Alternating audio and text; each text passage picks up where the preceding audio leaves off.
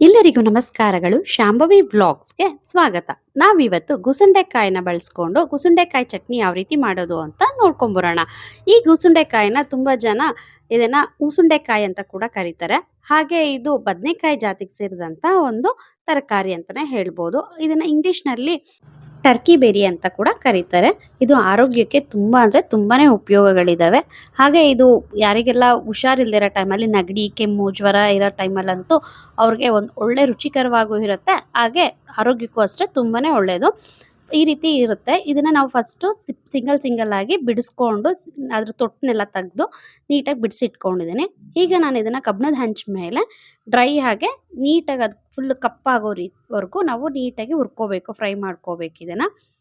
ಇದರಿಂದ ತುಂಬ ಎಷ್ಟೆಲ್ಲ ಆರೋಗ್ಯಕ್ಕೆ ಬೆನಿಫಿಟ್ಸ್ ಇದೆ ಅಂದರೆ, ನಿಮಗೆ ನೆಗಡಿ ಕೆಮ್ಮು ಇದ್ದಾಗಂತೂ ಇದನ್ನ ಬಿಸಿ ಬಿಸಿ ಯಾವ್ದು ರಾಗಿ ರೊಟ್ಟಿ ಅಥವಾ ಅಕ್ಕಿ ರೊಟ್ಟಿ ಮಾಡಿಕೊಂಡು ಅದ್ರ ಜೊತೆ ಒಂದಿಷ್ಟು ಚಟ್ನಿ ಹಾಕ್ಕೊಂಡು ಇದ್ರ ತಿಂದರೆ ನೀವು ಒಂದು ಅರ್ಧ ಗಂಟೆಗೆ ಎಷ್ಟು ವ್ಯತ್ಯಾಸ ಕಾಣಿಸ್ಬೋದು ಅಂದರೆ ಅಷ್ಟು ರಿಲೀಫ್ ಅನಿಸುತ್ತೆ. ಕಫ ಕೂಡ ಕರಗುತ್ತೆ. ಹಾಗೆ ನಿಮಗೆ ಶೀತ, ನೆಗಡಿ, ಕೆಮ್ಮು, ಜ್ವರ ಕೂಡ ಕಮ್ಮಿ ಆಗುತ್ತೆ.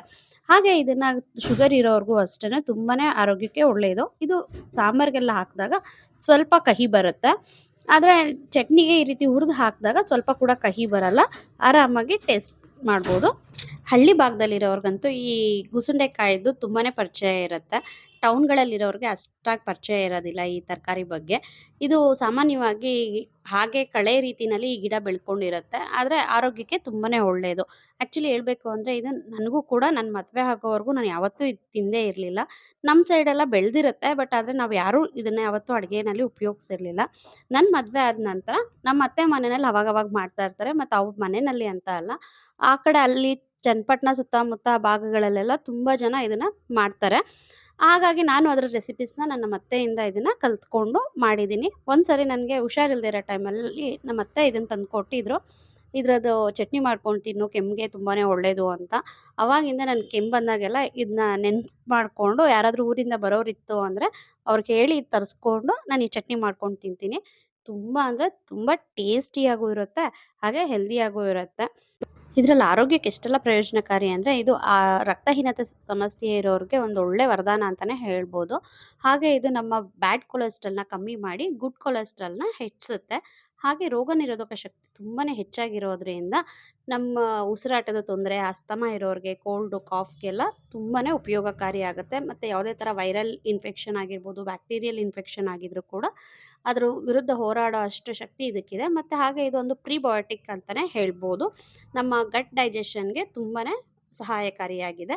ನಾನು ಇದನ್ನು ಈ ರೀತಿ ಕಪ್ಪಾಗೋವರೆಗೂ ಸಂಪೂರ್ಣವಾಗಿ ಹುರಿದು ತೆಗೆದಿಟ್ಕೊಂಡು, ಈಗ ಇದನ್ನು ಒಂದು ಸ್ವಲ್ಪ ನೀರು ಹಾಕಿ ತೊಳೆದಿಟ್ಕೊಳ್ತಾ ಇದ್ದೀನಿ. ಫಸ್ಟ್ ಟೈಮ್ ನಮ್ಮ ಚಾನಲ್ ನೋಡ್ತಾ ಇದ್ದರೆ ಈಗಲೇ ಸಬ್ಸ್ಕ್ರೈಬ್ ಮಾಡ್ಕೊಳ್ಳಿ. ಹಾಗೆ ಪಕ್ಕದಲ್ಲಿರೋ ಬೆಲ್ ಐಕಾನ್ನ ಪ್ರೆಸ್ ಮಾಡೋದು ಮರಿಬೇಡಿ. ನಮ್ಮೆಲ್ಲ ವೀಡಿಯೋ ಫಸ್ಟ್ ನೋಟಿಫಿಕೇಷನ್ ನಿಮ್ಗೆ ಬರುತ್ತೆ. ಹಾಗೆ ಈ ವಿಡಿಯೋ ಪೂರ್ತಿ ನೋಡಾದ್ಮೇಲೆ ಇಷ್ಟ ಆದರೆ ಲೈಕ್ ಮಾಡೋದು ಕೂಡ ಮರಿಬೇಡಿ. ನಾನೀಗ ತೊಳೆದಿಟ್ಟಿರೋಂಥ ಗುಸುಂಡೆಕಾಯಿನೆಲ್ಲ ನೀಟಾಗಿ ಮಿಕ್ಸರ್ ಜಾರ್ಗೆ ಹಾಕ್ಕೊಳ್ತಾ ಇದ್ದೀನಿ.